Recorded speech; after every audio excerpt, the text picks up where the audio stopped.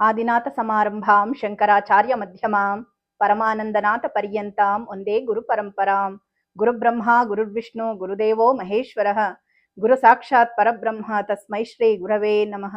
ಭಜೆ ಶ್ರೀಚಕ್ರ ಮಧ್ಯಸ್ಥಾಂ ದಕ್ಷಿಣೋತ್ತರಯೋ ಸದಾ ಶ್ಯಾಮಾ ವಾರ್ತಾಳಿ ಸಂಸೇವ್ಯಾಂ ಭವಾನೀಂ ಲಲಿತಾಂಬಿಕಾಂ.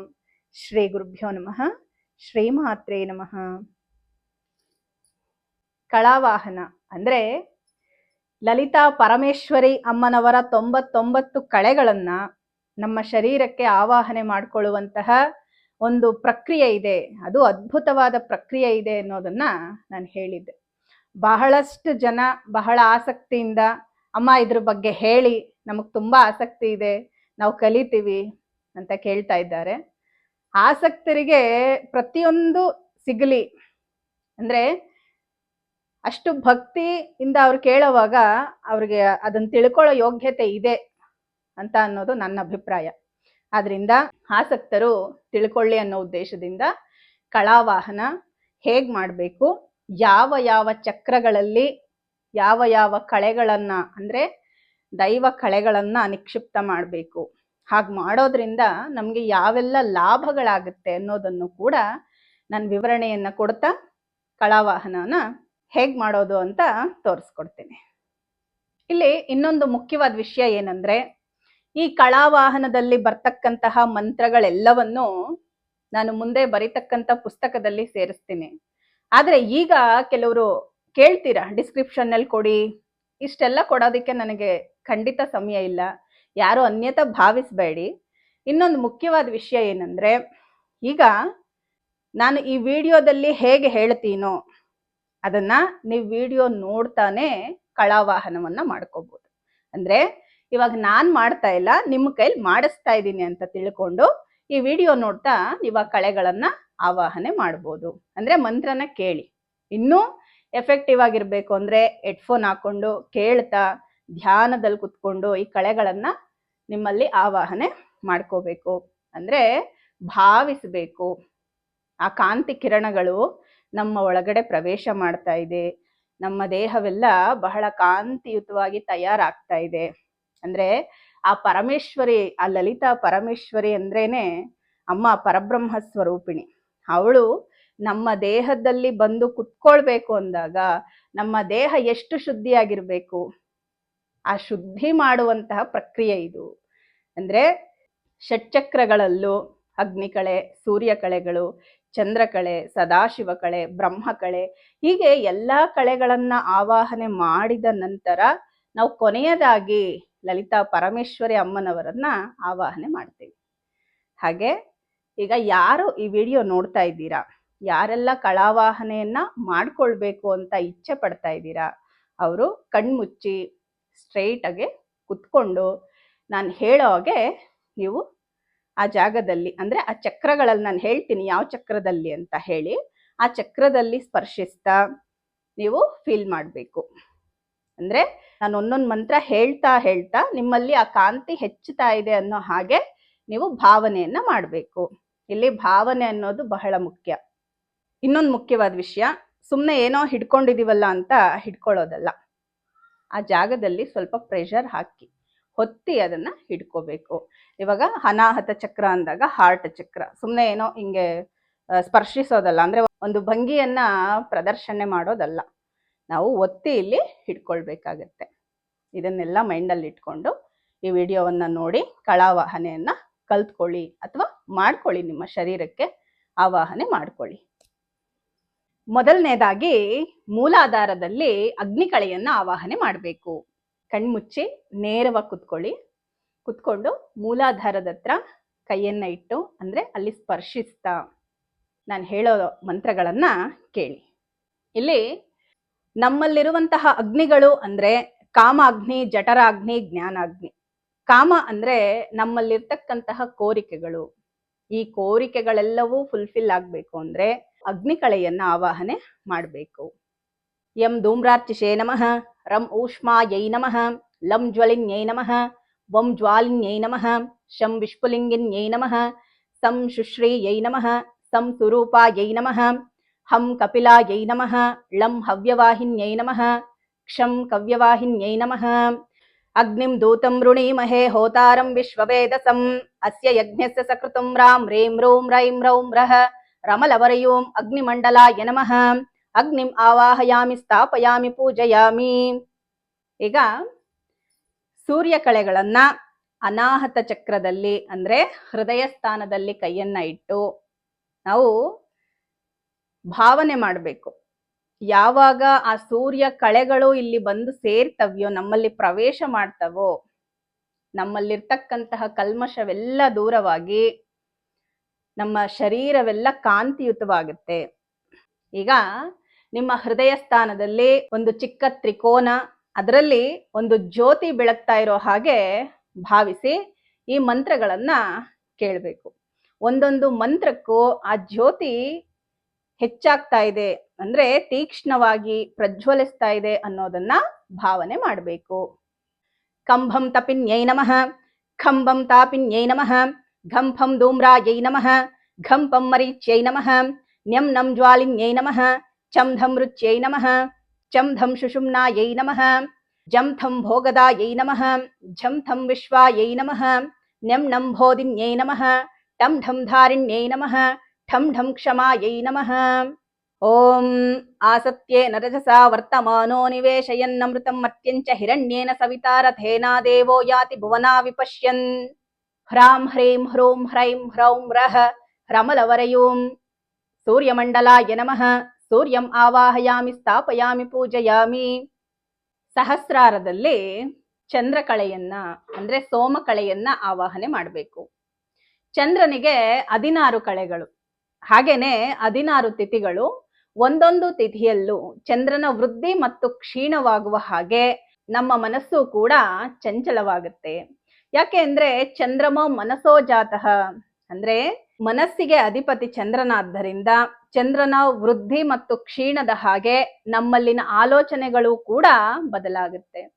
ಆ ಚಂಚಲವಾದ ಮನಸ್ಸು ಸ್ಥಿರವಾಗಿ ಏಕಾಗ್ರತೆ ಹೆಚ್ಚಾಗೋದಕ್ಕೆ 16 ಕಳೆಗಳಿಂದ ಪರಿಪೂರ್ಣನಾದ ಪೌರ್ಣಮಿ ಚಂದ್ರನನ್ನ ನಮ್ಮ ಸಹಸ್ರಾರ ಚಕ್ರದಲ್ಲಿ ಆವಾಹನೆ ಮಾಡೋದ್ರಿಂದ ನಮ್ಮಲ್ಲಿ ಏಕಾಗ್ರತೆ ಹೆಚ್ಚಾಗುತ್ತೆ. ಅಂ ಅಮೃತಾಯೈ ನಮಃ, ಆಂ ಮಾನದಾಯೈ ನಮಃ, ಇಂ ಪೂಷಾಯೈ ನಮಃ, ಈಂ ತುಷ್ಟಿಯೈ ನಮಃ, ಉಂ ಪುಷ್ಟಿಯೈ ನಮಃ, ಊಂ ರತ್ಯೈ ನಮಃ, ಋಂ ಧೃತ್ಯೈ ನಮಃ, ರೂಂ ಶಶಿನ್ಯೈ ನಮಃ, ಋಂ ಚಂದ್ರಿಕಾಯೈ ನಮಃ, ರೂಂ ಕಾಂತ್ಯೈ ನಮಃ, ಏಂ ಜ್ಯೋತ್ಸ್ನಾಯೈ ನಮಃ, ಐಂ ಶ್ರಿಯೈ ನಮಃ, ಓಂ ಪ್ರೀತ್ಯೈ ನಮಃ, ಔಂ ಅಂಗದಾಯೈ ನಮಃ, ಅಂ ಪೂರ್ಣಾಯೈ ನಮಃ, ಅಹ ಪೂರ್ಣಾಮೃತಾಯೈ ನಮಃ. ಓಂ ಆಪ್ಯಾಯಸ್ವತಮೇತು ತೇ ವಿಶ್ವತಃ ಸೋಮವೃಷ್ಣಿಯಂ ಭವಾವಾಜಸ್ಯ ಸಂಗತೆ ಸಾಂ ಸೀಂ ಸೂಂ ಸೈಂ ಸೌಂ ಸಹ ಸಮಲವರಯೂಂ ಸೋಮಮಂಡಲಾಯ ನಮಃ ಸೋಮಂ ಆವಾಹಯಾಮಿ ಸ್ಥಾಪಯಾಮಿ ಪೂಜಯಾಮಿ. ಈಗ ಮತ್ತೆ ಮೂಲಾಧಾರದಲ್ಲಿ ಬ್ರಹ್ಮಕಳೆಯನ್ನ ಆವಾಹನೆ ಮಾಡಬೇಕು. ಮೂಲಾಧಾರಕ್ಕಿರೋ ಲಕ್ಷಣ ಏನಂದ್ರೆ ಅನುಮಾನ. ಅನುಮಾನ ಇರೋ ಅಷ್ಟು ಕಾಲ ನಾವು ಉನ್ನತ ಸ್ಥಿತಿಗೆ ಹೋಗೋದಿಕ್ಕೆ ಸಾಧ್ಯವಾಗೋದಿಲ್ಲ. ನಮಗೆ ನಮ್ಮ ಮೇಲೆ ನಂಬಿಕೆ ಇರೋದಿಲ್ಲ. ಹಾಗಾಗಿ ಈ ಅನುಮಾನವೆಲ್ಲ ದೂರವಾಗಿ ನಮ್ಮಲ್ಲಿ ಕ್ರಿಯೇಟಿವಿಟಿಯನ್ನ ಹೆಚ್ಚಿಸಿ ನಮ್ಮ ಗುರಿಯನ್ನ ಸಾಧಿಸುವ ಹಾಗೆ ಬ್ರಹ್ಮದೇವನನ್ನ ಪ್ರಾರ್ಥಿಸ್ತಾ ಈ ಮಂತ್ರವನ್ನ ಹೇಳಬೇಕು.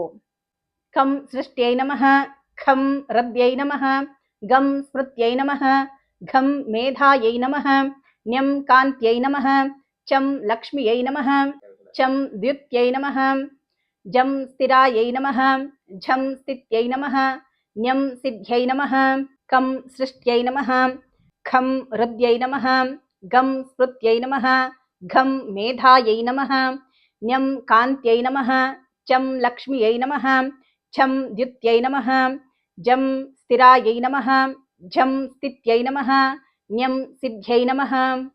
ಓಂ ಅಂಸಃ ಶುಚಿಷದ್ವಶುರಂತರಿಕ್ಷ ಸದ್ಧೋತಾ ವೇದಿಷದತಿ ತೀರ್ಧರೋಣಸತ್ ದೃಸಧ್ವರಸದ್ಭೃತ ಸದ್ಭ್ಯೋಮ ಸದಬ್ಜಾಗೋ ಜಾರುತಜಾ ಅದ್ರಿಜಾರತಂ ಬೃಹತ್ ಬ್ರಹ್ಮಂ ಆವಾಹಯಾಮಿ ಸ್ಥಾಪಯಾಮಿ ಪೂಜಯಾಮಿ. ಈಗ ಸ್ವಾಧಿಷ್ಠಾನದಲ್ಲಿ ವಿಷ್ಣು ಕಳೆಗಳನ್ನ ಆವಾಹನೆ ಮಾಡಬೇಕು. ಅಂತ ಶತ್ರುಗಳೆಲ್ಲರೂ ಸ್ವಾಧಿಷ್ಠಾನದಲ್ಲಿ ಇರ್ತಾರಂತೆ. ಅಂದ್ರೆ ಇದರ ಲಕ್ಷಣ ಏನಂದ್ರೆ ಬೇರೆಯವರೊಂದಿಗೆ ನಮ್ಮನ್ನ ನಾವು ಹೋಲಿಸ್ಕೊಳ್ತೀವಿ. ಹೋಲಿಸ್ಕೊಳ್ಳೋದು ಇದರ ಲಕ್ಷಣ. ನಾವು ಯಾವಾಗ ಬೇರೆಯವರೊಂದಿಗೆ ಹೋಲಿಸ್ಕೊಳ್ತೀವೋ ನಮ್ಮನ್ನ ನಾವು ಮಿಸ್ ಮಾಡ್ಕೊಳ್ತೀವಿ. ಯಾವಾಗ ನಮ್ಮನ್ನ ನಾವು ಮಿಸ್ ಮಾಡ್ಕೊಳ್ತೀವೋ ಆಗ ನಮಗೆ ಡಿಸ್ಸ್ಯಾಟಿಸ್ಫ್ಯಾಕ್ಷನ್ ಅನ್ನೋದು ಉಳಿಯುತ್ತೆ. ಆ ನೋವನ್ನ ದೂರ ಮಾಡಿ ಆನಂದವನ್ನ ಕೊಡು ಅಂತ ಹೇಳಿ ಮಹಾವಿಷ್ಣುವನ್ನ ಪ್ರಾರ್ಥಿಸ್ತಾ ನಮ್ಮೊಳಗೆ ಯಾವಾಗ ಅಂತ ಆನಂದ ಸ್ಥಿತಿ ಉಂಟಾಗುತ್ತೋ ಆಗ ನಮಗೆ ಸೆಲ್ಫ್ ರಿಯಲೈಸೇಷನ್ ಅನ್ನೋದು ಆಗತ್ತೆ. ಯಾವಾಗ ನಮಗೆ ಸೆಲ್ಫ್ ರಿಯಲೈಸೇಷನ್ ಆಗುತ್ತೋ ಆಗ ಲೀಡರ್ಶಿಪ್ ಕ್ವಾಲಿಟಿ ಕೂಡ ನಮ್ಮಲ್ಲಿ ಹೆಚ್ಚಾಗುತ್ತೆ. ಅಂತಹ ಆನಂದ ಸ್ಥಿತಿಯನ್ನ ಆತ್ಮ ಸಾಕ್ಷಾತ್ಕಾರ ಸಿದ್ಧಿಯಿಂದ ನಮಗೆ ನಾಯಕತ್ವದ ಲಕ್ಷಣಗಳನ್ನ ಕೊಡು ಅಂತ ಮಹಾವಿಷ್ಣುವನ್ನ ಪ್ರಾರ್ಥಿಸ್ತಾ ಈ ಮಂತ್ರವನ್ನ ಹೇಳಬೇಕು. ಸ್ವಾಧಿಷ್ಠಾನದಲ್ಲಿ ಸ್ಪರ್ಶಿಸ್ತಾ ಅಂದ್ರೆ ಲಿಂಗ ಸ್ಥಾನದಲ್ಲಿ ಸ್ಪರ್ಶಿಸ್ತಾ ಈ ಮಂತ್ರವನ್ನ ಹೇಳಬೇಕು. ಠಂ ಜರಾಯೈ ನಮಃ, ಠಂ ಪಾಲಿನ್ಯೈ ನಮಃ, ಢಂ ಶಾಂತ್ಯೈ ನಮಃ, ಢಂ ಈಶ್ವರ್ಯೈ ನಮಃ, ನಂ ರತ್ಯೈ ನಮಃ, ತಂ ಕಾಮಿಕಾಯೈ ನಮಃ, ಥಂ ವರದಾಯೈ ನಮಃ, ದಂ ಹ್ಲಾದಿನ್ಯೈ ನಮಃ, ಧಂ ಪ್ರೀತ್ಯೈ ನಮಃ, ನಂ ದೀರ್ಘಾಯೈ ನಮಃ.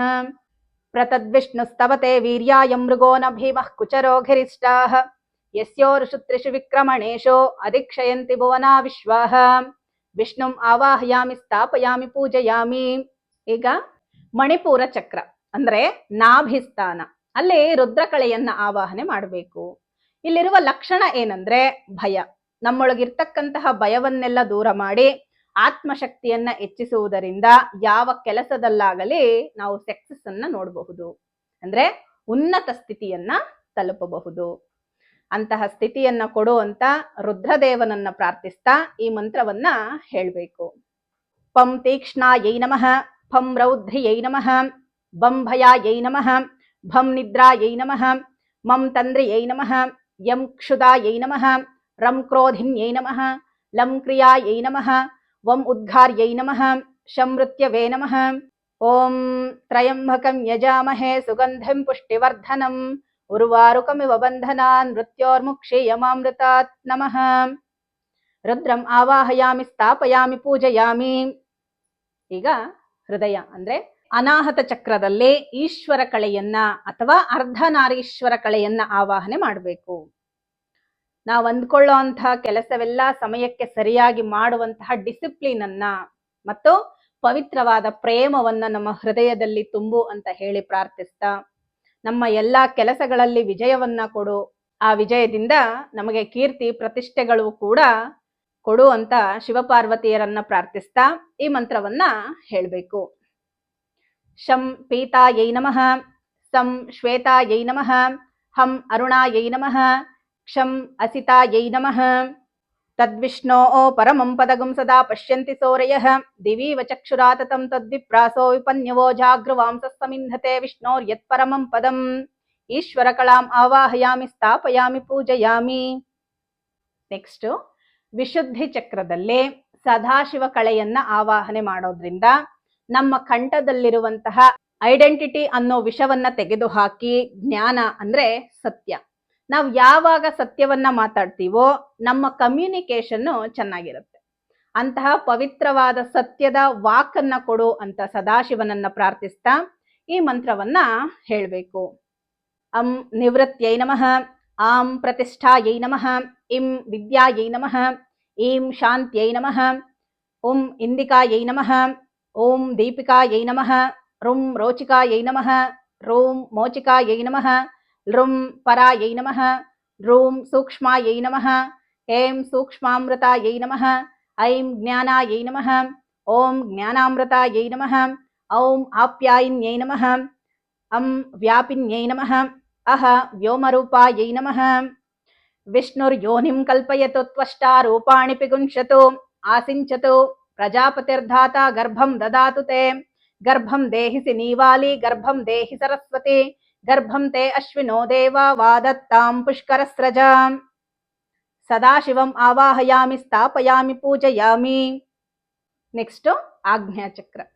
3 ಕಣ್ಣುಗಳ ಮೇಲೆ ಕೈಯಿಟ್ಟು ಭೂತಕಾಲದಲ್ಲಿ ನಡೆದು ಹೋದದ್ದನ್ನ ನಾವು ಬದಲಾಯಿಸೋದಿಕ್ ಸಾಧ್ಯವಾಗೋದಿಲ್ಲ. ಆದ್ರಿಂದ ವರ್ತಮಾನದಲ್ಲಿದ್ದು ಭವಿಷ್ಯತ್ತನ್ನ ಬದಲಾಯಿಸುವಂತ ಶಕ್ತಿಯನ್ನ ಕೊಡುವಂತ ಆ ಕಾಲ ಸ್ವರೂಪಿಣಿಯಾದ ಪರಮೇಶ್ವರಿಯನ್ನ ಪ್ರಾರ್ಥಿಸ್ತಾ ಈ ಮಂತ್ರವನ್ನ ಹೇಳಬೇಕು.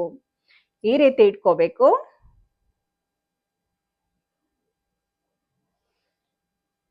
ಓಂ ಐಂ ಹ್ರೀಂ ಶ್ರೀಂ ಕಯೇ ಇಲಹ್ರೀಂ ಅಸಕಹಲಹ್ರೀಂ ಸಕಲಹ್ರೀಂ ಲಲಿತಾ ತ್ರಿಪುರ ಸುಂದರೀಂ ಆವಾಹಯಾಮಿ ಸ್ಥಾಪಯಾಮಿ ಪೂಜಯಾಮಿ. ಈಗ ತಲೆಯ ಬಲಭಾಗದಲ್ಲಿ ಅಂದ್ರೆ ಹೀಗಿಡ್ಕೊಂಡು ಇಡಾನಾಡಿ, ಇದಕ್ಕೆ ವಿಶ್ಲೇಷಣೆ ಶಕ್ತಿ ಹೆಚ್ಚಾಗಿರುತ್ತೆ. ಅಂತ ವಿಶ್ಲೇಷಣೆಯನ್ನೆಲ್ಲ ಜ್ಞಾನವಾಗಿ ಬದಲಾಯಿಸುವಂತ ಪರಮೇಶ್ವರಿಯನ್ನ ಕೇಳ್ತಾ ಈ ಮಂತ್ರವನ್ನ ಹೇಳ್ಬೇಕು. ಅಖಂಡೈಕ ರಸಾನಂದೇ ಪರಸುಧಾತ್ಮನಿ ಸ್ವಚ್ಛಂದ ಸ್ಫುರಣಾಮತ್ರ ನಿದೇಹಿ ಕುಲನಾಯಿಕೆ. ಈಗ ತಲೆಯ ಎಡಭಾಗ ಅಂದ್ರೆ ಪಿಂಗಳ ನಾಡಿ, ಇದರ ಲಕ್ಷಣ ಏನಂದ್ರೆ ಎಮೋಷನ್ಸ್. ಅಂದ್ರೆ ನಾವು ಎಷ್ಟು ಎಮೋಷನ್ಸ್ ಇರುತ್ತೋ ಅಷ್ಟು ಎನರ್ಜಿ ಕಡಿಮೆ ಆಗುತ್ತೆ. ನಮ್ಮಲ್ಲಿರುವ ಶಕ್ತಿಯನ್ನ ಹೆಚ್ಚಿಸು ಅಂತ ಪರಮೇಶ್ವರಿಯನ್ನ ಪ್ರಾರ್ಥಿಸ್ತಾ, ಅಕುಲಸ್ಥಾಮೃತಾಕಾರೆ ಶುದ್ಧ ಜ್ಞಾನಕರೇ ಪರೆ ಅಮೃತತ್ವಂ ನಿದೇಹ್ಯಸ್ಮಿನ್ ವಸ್ತುನಿ ಕ್ಲಿನ್ನ ರೂಪಿಣಿ. ಈಗ ಶಿರಸ್ಸಿನ ಮಧ್ಯಭಾಗದಲ್ಲಿ ಅಂದ್ರೆ ಸಹಸ್ರಾರ ಚಕ್ರದಲ್ಲಿ ಕೈಯಿಟ್ಟು ಸರಿಯಾದ ನಿರ್ಣಯವನ್ನ ತೆಗೆದುಕೊಳ್ಳುವ ಶಕ್ತಿಯನ್ನ ಕೊಡುವಂತ ಶಿವಪಾರ್ವತಿಯರನ್ನ ಪ್ರಾರ್ಥಿಸ್ತಾ ಈ ಮಂತ್ರವನ್ನ ಹೇಳಬೇಕು. ತ್ವದ್ರೂಪಿಣ್ಯೈ ಕರಸ್ಯಸ್ತ್ವಂ ಕೃತ್ವಾ ಹೇತತ್ ಸ್ವರೂಪಿಣಿ ಭೂತ್ವಾ ಪರಾಮೃತಾಕಾರ ಮೈ ಚಿತ್ಸ್ಫುರಣಂ ಕುರು. ನಂತರ 3 ಕಣ್ಣುಗಳ ಮೇಲೆ ಕೈಯನ್ನ ಇಟ್ಟು ಪ್ರಕೃತಿ ಸ್ವರೂಪಿಣಿಯಾದ ಅಮೃತ ವರ್ಷಿಣಿ ದೇವಿಯನ್ನ ಆಹ್ವಾನಿಸಬೇಕು. ಓಂ ಐಂ ಹ್ರೀಂ ಶ್ರೀಂ ಐಂ ಬ್ಲೂಂ ಜ್ರೌಂ ಜುಂ ಸಹ ಅಮೃತೆ ಅಮೃತೋದ್ಭವೆ ಅಮೃತೇಶ್ವರಿ ಅಮೃತಂ ಶ್ರಾವಯ ಶ್ರಾವಯ ಸ್ವಾಹ. ಇನ್ನು ನಾಲಿಗೆಯ ಮೇಲೆ ಸರಸ್ವತಿ ದೇವಿಯನ್ನ ಬಂದು ಕುಳಿತುಕೋಮ್ಮ ಅಂತ ಹೇಳಿ, ಅಂದ್ರೆ ಸರಸ್ವತಿ ದೇವಿಯ ಅನುಗ್ರಹ ಇಲ್ಲ ಅಂದ್ರೆ ನಮ್ಮ ಬಾಯಿಂದ ಒಳ್ಳೆಯ ಮಾತುಗಳು ಅಂದ್ರೆ ಶುದ್ಧವಾದ ವಾಕು ಬರೋದಕ್ಕೆ ಸಾಧ್ಯವಾಗೋದಿಲ್ಲ. ಅವಳ ಅನುಗ್ರಹ ಇದ್ರೆ ಮಾತ್ರ ವಾಕು ಅನ್ನೋದು ಶುದ್ಧವಾಗಿ ಬರುತ್ತೆ. ಹಾಗಾಗಿ ನಮ್ಮ ನಾಲಿಗೆಯಲ್ಲಿ ಬಂದು ಕುಳಿತುಕೋ ಅಂತ ಹೇಳಿ ಸರಸ್ವತಿ ದೇವಿಯನ್ನ ಪ್ರಾರ್ಥಿಸ್ತಾ ಈ ಮಂತ್ರವನ್ನ ಹೇಳಬೇಕು. ನಾಲಿಗೆಯನ್ನ ಸ್ಪರ್ಶಿಸ್ತಾ ಈ ಮಂತ್ರವನ್ನ ಹೇಳಬೇಕು. ಐಂ ವದವದ ವಾಗ್ವಾದಿನಿ ಐಂ. ಇನ್ನು ಹೃದಯದ ಮೇಲೆ ಕೈಯನ್ನ ಇಟ್ಟು ಶ್ರೀ ಮಹಾಲಕ್ಷ್ಮಿ ಅಮ್ಮನವರನ್ನ ಆಹ್ವಾನಿಸಿ ಪ್ರಶಾಂತತೆಯನ್ನ ಮತ್ತು ಸಮೃದ್ಧಿಯನ್ನ ಕೊಡು ಅಂತ ಕೇಳಬೇಕು. ಕ್ಲೀಂ ಕ್ಲಿನ್ನೆ ಕ್ಲೇದಿನಿ ಕ್ಲೇದಯ ಮಹಾಕ್ಷೋಭಂ ಕುರು ಕುರು ಕ್ಲೀಂ. ಸ್ವಾಧಿಷ್ಠಾನದಲ್ಲಿ ಗೌರಿ ಅಮ್ಮನವರನ್ನ ಆಹ್ವಾನಿಸಿ ಪ್ರತಿಯೊಂದು ಶಕ್ತಿಯನ್ನ ಗ್ರಹಿಸುವಂತಹ ಶಕ್ತಿಯನ್ನ ಕೊಡು ಅಂತ ಪ್ರಾರ್ಥಿಸ್ತಾ ಈ ಮಂತ್ರವನ್ನ ಹೇಳಬೇಕು. ಸೌಹು ಮೋಕ್ಷಂ ಕುರು ಕುರು ಸೌಹು. ಇನ್ನು ಪಾದಗಳನ್ನ ಸ್ಪರ್ಶಿಸ್ತಾ ನಾವು ಯಾವುದಾದರೂ ಒಂದು ಮಾತನ್ನ ಕೊಟ್ರೆ ಆ ಮಾತಿನ ಮೇಲೆ ನಿಲ್ಲುವಂತಹ ಶಕ್ತಿಯನ್ನ ಕೊಡು ಅಂತ ಪ್ರಾರ್ಥಿಸ್ತಾ ಹಸೌ ಸಹೌ ನಮಃ. ಈಗ ಇಷ್ಟೊತ್ತು ನಾವು ಷಟ್ಚಕ್ರಗಳಲ್ಲಿ ಎಲ್ಲ ಕಳೆಗಳನ್ನ ಆವಾಹನೆ ಮಾಡಿ ನಮ್ಮ ದೇಹ ಪವಿತ್ರವಾಗಿದೆ. ಈಗ ಪರಮೇಶ್ವರಿಯನ್ನ, ಆ ಪ್ರಕೃತಿ ಸ್ವರೂಪಿಣಿಯಾದಂತಹ ಆ ಚೈತನ್ಯ ರೂಪಿಣಿಯಾದಂತಹ ಪರಮೇಶ್ವರಿಯನ್ನ ನಮ್ಮ ಅನಾಹತ ಚಕ್ರದಲ್ಲಿ ಕೈಯನ್ನ ಇಟ್ಟು, ಅಂದ್ರೆ ದಹರಾಕಾಶ ಅಂತ ಹೇಳ್ತಾರೆ, ಇದು ಹೃದಯಾಕಾಶ ಅಂತಲೂ ಕೂಡ ಹೇಳ್ತಾರೆ. ಇಲ್ಲಿ ಕೈಯನ್ನ ಇಟ್ಟು ಪರಮೇಶ್ವರಿಯನ್ನ ಆವಾಹನೆ ಮಾಡಬೇಕು. ಪರಮೇಶ್ವರಿಯ ಕಳೆಗಳನ್ನ ಪ್ರಕೃತಿ ಸ್ವರೂಪಿಣಿಯಾದ ಆ ಲಲಿತಾ ಪರಮೇಶ್ವರಿ ಅಮ್ಮನವರನ್ನ ಆವಾಹನೆ ಮಾಡಬೇಕು. ಲಲಿತಾ ಅಂದ್ರೇನೆ ಚೈತನ್ಯ. ಸೃಷ್ಟಿಯಲ್ಲಿರುವ ಪ್ರತಿ ಚೈತನ್ಯವೂ ಅಮ್ಮನವರ ಅಂಶವೇ. ಆದ್ರಿಂದಾನೇ ಚೈತನ್ಯಾರ್ಘ್ಯ ಸಮಾರಾಧ್ಯ ಚೈತನ್ಯ ಕುಸುಮ ಪ್ರಿಯ. ಆ ಚೈತನ್ಯ ಶಕ್ತಿ ನಮ್ಮ ಹೃದಯವನ್ನ ಸೇರಿ ಅಲ್ಲಿ ಲೀನವಾಗ್ತಾ ಇದೆ ಅಂತ ಭಾವಿಸ್ತಾ ಈ ಮಂತ್ರವನ್ನ ಹೇಳಬೇಕು. ಜಗನ್ಮಾತರ್ಮಹಾದೇವಿ ಮಹಾತ್ರಿಪುರ ಸುಂದರಿ ಸುಧಾ ಚೈತನ್ಯ ಮೂರ್ತಿಂತೆ ಕಲ್ಪಯಾಮಿ ನಮಃ ಶಿವೆ ಮಹಾಪದ್ಮವನಾಂತಸ್ತೆ ಕಾರಣಾನಂದ ವಿಗ್ರಹೆ ಸರ್ವಭೂತಹಿತೆ ಮಾತಾ ಏಹ್ಯೇಹಿ ಪರಮೇಶ್ವರಿ. ಈಗ ಸಮಸ್ತ ಶ್ರೀಚಕ್ರದಲ್ಲಿರ್ತಕ್ಕಂತಹ ದೇವತೆಗಳ ಸಹಿತವಾದ ಪರಮೇಶ್ವರಿಯನ್ನ ಆವಾಹನೆ ಮಾಡಬೇಕು. ಓಂ ಸಮಸ್ತ ಪ್ರಕಟ ಗುಪ್ತ ಗುಪ್ತತರ ಸಂಪ್ರದಾಯ ಕುಲ ಕೌಳ ಗರ್ಭ ನಿಗರ್ಭ ರಹಸ್ಯ ಅತಿರಹಸ್ಯ ಪರಾಪರ ರಹಸ್ಯ ಯೋಗಿನಿ ಪ್ರಮುಖ ಸರ್ವಶಕ್ತಿ ಮಂಡಲ ಮಂಡಿತ ತ್ರೈಲೋಕ್ಯ ಮೋಹನ ಸರ್ವಾಶಾ ಪರಿಪೂರಕ ಸರ್ವ ಸಂಕ್ಷೋಭಣ ಸರ್ವ ಸೌಭಾಗ್ಯದಾಯಕ ಸರ್ವಾರ್ಥ ಸಾಧಕ ಸರ್ವ ರಕ್ಷಾಕರ ಸರ್ವ ರೋಗಹರ ಸರ್ವ ಸಿದ್ಧಿಪ್ರದ ಸರ್ವಾನಂದಮಯಾಖ್ಯ ನವಚಕ್ರಾಧೀಶ್ವರಿ ತ್ರಿಪುರಾ ತ್ರಿಪುರೇಶಿ ತ್ರಿಪುರ ಸುಂದರಿ ತ್ರಿಪುರವಾಸಿನಿ ತ್ರಿಪುರಾಶ್ರೀಹಿ ತ್ರಿಪುರಮಾಲಿನಿ ತ್ರಿಪುರಾ ಸಿದ್ಧಿ ತ್ರಿಪುರಾಂಬ ತ್ರಿಪುರ ಭೈರವಿ ಶ್ರೀ ಮಹಾತ್ರಿಪುರ ಸುಂದರಿ ದೇವತಾಂಜಲಿ ಲಲಿತಾ ಕಬಲಿತ ನಿಶೇಷ ತತ್ವಗ್ರಾಸ ಸ್ವರೂಪಿಣಿ ಶ್ರೀ ಲಲಿತಾ ಭಟ್ಟಾರಿಕಾಖ್ಯ ಮಯೂಕ ಮಾಲಿನಿ ಸಚ್ಚಿದಾನಂದಾತ್ಮ ಪ್ರತ್ಯಗಾತ್ಮ ಸ್ವರೂಪಿಣಿ ಇಚ್ಛಾಜ್ಞಾನ ಕ್ರಿಯಾ ಸ್ವತಂತ್ರಿಣಿ ಶ್ರೀ ಗುರುಮೂರ್ತಿ ಸ್ವರೂಪಿಣಿ ಶ್ರೀಚಕ್ರ ದೇವತಾ ಸರ್ವತೋ ಭದ್ರಮಂಡಲಗತ ಶ್ರೀ ಮಹಾಕಾಳಿ ಮಹಾಲಕ್ಷ್ಮಿ ಮಹಾಸರಸ್ವತಿ ಸಮಿಷ್ಟಿ ಸ್ವರೂಪ ದುರ್ಗಾ ಚಂಡಿಕಾ ಬಾಲಾ ಸಹಿತ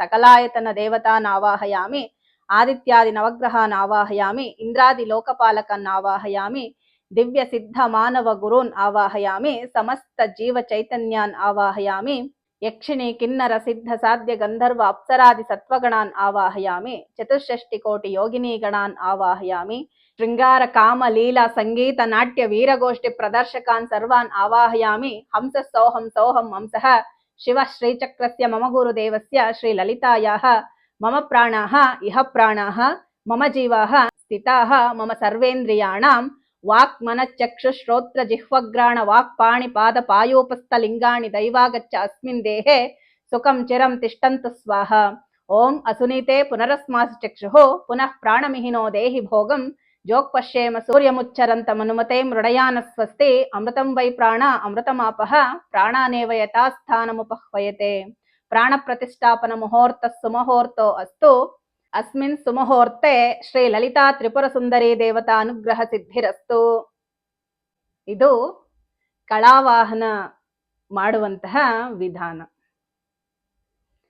ಹೀಗ್ ಮಾಡೋದ್ರಿಂದ ಪರಮೇಶ್ವರಿ ನಮ್ಮಲ್ಲಿ ನೆಲೆಸ್ತಾಳೆ. ಅಂದ್ರೆ ಪರಮೇಶ್ವರಿಯೇ ನಮ್ಮಲ್ಲಿ ನೆಲೆಸಿದ್ಮೇಲೆ ಅಮ್ಮ ಅಮ್ಮ ಅಂದ್ರೇನೆ ಸಮೃದ್ಧಿ, ಅಮ್ಮ ಅಂದ್ರೇನೆ ಆನಂದ, ಅಮ್ಮ ಅಂದ್ರೇನೆ ಧೈರ್ಯ, ಎಲ್ಲವೂ ಪರಮೇಶ್ವರಿಯೇ ಆಗಿರುವಾಗ ಅಂತಹ ಪರಮೇಶ್ವರಿ ನಮ್ಮಲ್ಲಿ ನೆಲೆಸಿದ್ದಾಗ ನಮ್ಗೆ ಯಾವ ರೀತಿಯ ಕೊರತೆ ಅನ್ನೋದು ಇರೋದಿಲ್ಲ. ಹಾಗಾಗಿ ಪ್ರತಿಯೊಬ್ಬರಿಗೂ ಈ ಕಳಾವಾಹನದ ಬಗ್ಗೆ ತಿಳಿಬೇಕು ಅನ್ನೋ ಉದ್ದೇಶದಿಂದ ಈ ವಿಡಿಯೋ ಮಾಡಿದ್ದೀನಿ. ಆಸಕ್ತರು ಈ ವಿಡಿಯೋನ ಪ್ಲೇ ಮಾಡಿಟ್ಕೊಂಡು ಧ್ಯಾನ ಸ್ಥಿತಿಯಲ್ಲಿದ್ದು ಆವಾಹನೆಯನ್ನ ಮಾಡಿ ನಿಮ್ಮ ಅನುಭವವನ್ನ ನನಗೆ ಕಮೆಂಟ್ ಮೂಲಕ ತಿಳಿಸಿ. ಇನ್ನು ಎಲ್ಲರಿಗೂ ಸಂದೇಹ ಬರ್ಬೋದು, ಇದನ್ನ ನಾವು ದೀಕ್ಷೆ ತಗೊಂಡೇ ಮಾಡ್ಬೇಕಾ, ದೀಕ್ಷೆ ತಗೊಂಡೇ ಕಲಿಬೇಕಾ, ನಮ್ಗೆ ಶ್ರೀವಿದ್ಯಾ ಇಲ್ಲ ನಾವು ಕೂಡ ಮಾಡ್ಕೋಬೋದಾ ಅಂತ ಕೇಳ್ತಾರೆ. ಎಲ್ರೂ ಮಾಡ್ಬೋದು. ಶ್ರೀವಿದ್ಯಾ ಮಾಡೋರಿಗೆ ಇದು ಪ್ರತಿಯೊಬ್ಬರಿಗೂ ಗೊತ್ತಿರುತ್ತೆ. ಬಟ್ ನಾವೇನ್ ಮಾಡ್ತೀವಿ ಅಂದ್ರೆ ಶ್ರೀಚಕ್ರ ಆರಾಧನೆ ಮಾಡೋರಿಗೆ ಪ್ರತಿಯೊಬ್ಬರಿಗೂ ಈ ಕಳೆಗಳ ಪರಿಚಯ ಇರುತ್ತೆ, ಇದನ್ನ ಆವಾಹನೆ ಅವ್ರು ಮಾಡ್ತಾ ಇರ್ತಾರೆ. ಬಟ್ ದೇಹಕ್ಕೆ ಆವಾಹನೆ ಮಾಡ್ತಾರೋ ಇಲ್ವೋ ಗೊತ್ತಿಲ್ಲ. ಕೆಲವು ಪರಂಪರೆಗಳಲ್ಲಿ ಇರುತ್ತೆ ಅಂತಾರೆ, ಕೆಲವು ಪರಂಪರೆಗಳಲ್ಲಿ ನಮ್ಗಿಲ್ಲ ಅಂತ ಹೇಳ್ತಾರೆ. ಆದ್ರೆ ವಿಶೇಷ ಅರ್ಘ್ಯ ಪಾತ್ರೆಗೆ ನಾವು ಇದು ಕಳೆಗಳನ್ನೆಲ್ಲ ಆವಾಹನೆ ಮಾಡಿ ಪರಮೇಶ್ವರಿಗೆ ನಾವು ಉಪಚಾರವನ್ನ ಮಾಡ್ತೇವೆ. ಹಾಗಾಗಿ ಎಲ್ಲರಿಗೂ ಗೊತ್ತಿರುತ್ತೆ. ಸಾಮಾನ್ಯರು ಕೂಡ ಲಲಿತಾ ಸಹಸ್ರನಾಮ ಪಾರಾಯಣ ಮಾಡೋ ಅಂಥವ್ರು ಕೂಡ ಈ ವಿಡಿಯೋ ಇಟ್ಕೊಂಡು ಕಲೀರಿ. ಆಸಕ್ತರು ಕಲ್ತ್ಕೋಬಹುದು. ಯಾವ ದೋಷವೂ ಇಲ್ಲ, ಯಾವ ತೊಂದರೆನೂ ಆಗೋದಿಲ್ಲ. ಹಾಗೆ ಮಾಡ್ತಾ ಮಾಡ್ತಾ ಕ್ರಮೇಣ ನಮ್ಮಲ್ಲಿ ಬಹಳಷ್ಟು ಬದಲಾವಣೆಗಳಾಗುತ್ತೆ. ದೈವ ಕಳೆ ಅನ್ನೋದು ನಮ್ಮಲ್ಲಿ ಬರುತ್ತೆ. ಅದರಲ್ಲೂ ಮುಖ್ಯವಾಗಿ ಸ್ತ್ರೀಯರಿಗೆ ಬಹಳ ಉಪಯೋಗ ಅಂತಲೇ ನಾನು ಹೇಳ್ತೀನಿ. ನಾನು ಕೂಡ ಇದನ್ನ ಮಾಡ್ತಾ ಇರ್ತೀನಿ. ಹಾಗಾಗಿ ನನ್ನ ಹಾಗೆ ಆಸಕ್ತಿ ಇರೋರಿಗೆಲ್ಲ ಹೆಲ್ಪ್ ಆಗಲಿ ಅನ್ನೋ ಉದ್ದೇಶದಿಂದ ಈ ವಿಡಿಯೋ ಮಾಡ್ತಾ ಇದ್ದೀನಿ. ಆಸಕ್ತರು ಇದನ್ನ ಸದುಪಯೋಗ ಪಡಿಸ್ಕೊಳ್ಳಿ ಅಂತ ಪ್ರಾರ್ಥಿಸ್ತಾ, ಲೋಕಾ ಸಮಸ್ತ ಸುಖಿನೋ ಭವಂತು, ಸಮಸ್ತ ಸನ್ಮಂಗಳಾನಿ ಭವಂತು.